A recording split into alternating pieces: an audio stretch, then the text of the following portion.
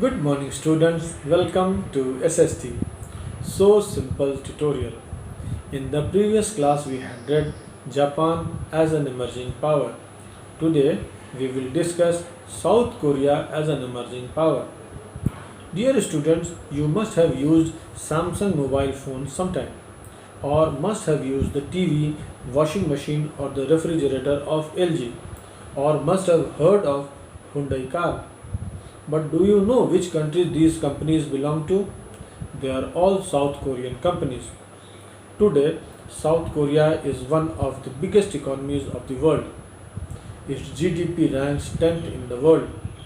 The electronics goods produced in this country are exported throughout the world. Let us have a brief history of South Korea. For a long time, they were under the occupation of Mongols, Chinese, and Japanese. These peoples were recruited by the Japanese Imperial Army in 1944, and so they fought for Japan in the Second World War. That time, Korea was under the occupation of Japan. It was not divided. I will discuss the story of South Korea a little while later. Let us see the location of South Korea first. South Korea is a country in Eastern Asia. It occupies southern half of the Korean peninsula. It borders the Sea of Japan in the east, the Yellow Sea in the west, East China Sea to the south. To its north lies North Korea. To its southeast, it is separated from Japan by the Korean Strait. Its official name is Republic of Korea. Its capital is Seoul.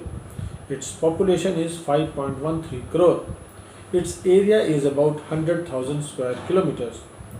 People speak Korean language, though English, Mandarin, and Japanese are also spoken and understood. The country is largely mountainous. The Tibet Mountains run in roughly north-south direction along the eastern coastline and northward into North Korea.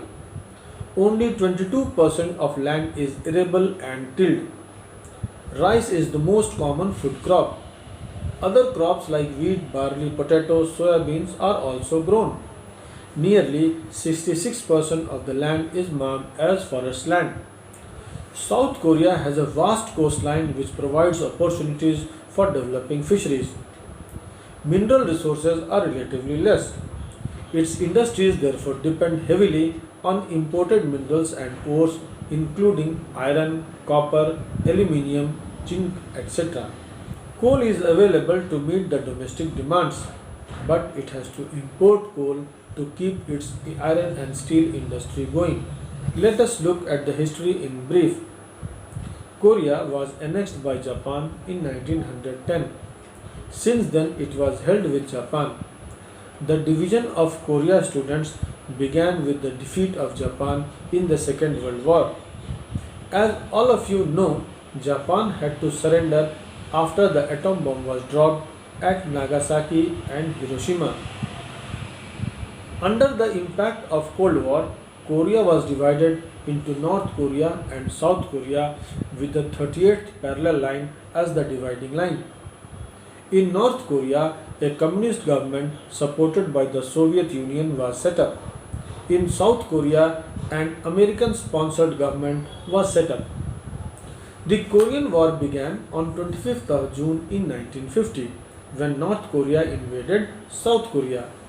This war was virtually a conflict between the Soviet bloc and the Western bloc. North Korea was supported by the China and the Soviet Union, while South Korea was supported by the United States and the Allied countries. After the death of Stalin in 1953, the fighting ended with an armistice signed on 27th July 1953. So almost 70 years have passed since the end of the Korean War, but the two countries are still divided and technically at war. Both the Koreas were already poor countries. The Korean War pushed them from bad to worse. What is astonishing is that if this country was a poor country in the decade of 1950s, then how did it develop so fast? During the Cold War, South Korea remained under the United States. It used to get aid from the United States. In the following years, North Korea showed some improvement, but South Korea's growth remained sluggish. Their growth was hindered by political upheavals and corruption. They depended mainly on the US aid. In 1961, General Park Chung-hee led a coup to overthrow the Democratic Party. Though he suppressed democracy and civil rights, he laid the foundation for the rapid industrialization of South Korea. The country achieved remarkable economic development during the rule of General Park. He followed the policy of maximization of income through exports. This made the country export oriented and dependent upon the market behavior of other countries.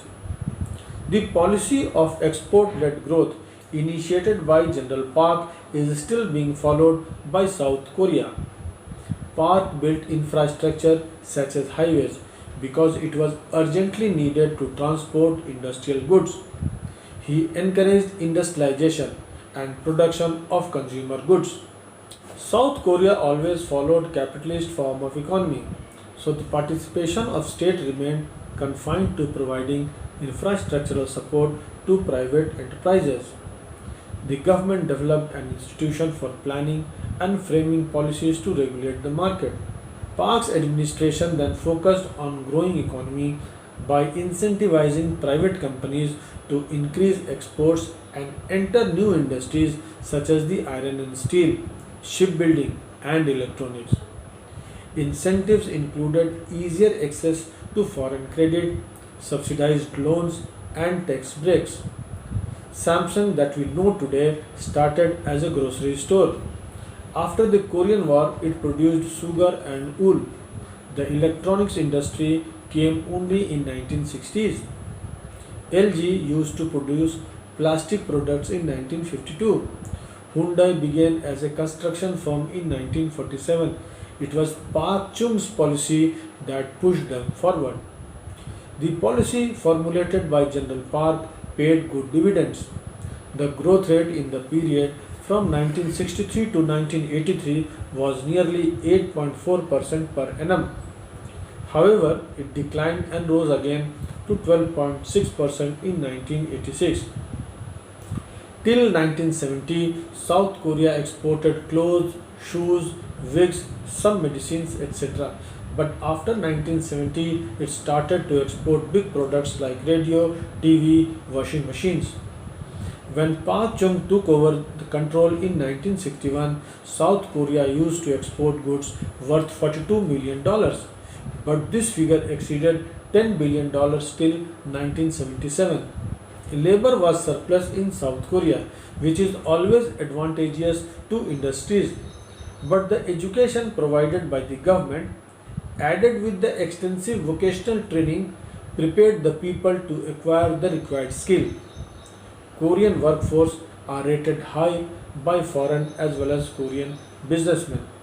So the export-oriented industrialization, involvement of private companies, infrastructural development, human resource development, all of them contributed to the economic development of South Korea, and between 1960s and the 2000s, South Korea transformed itself from an underdeveloped nation to a developed high-income country.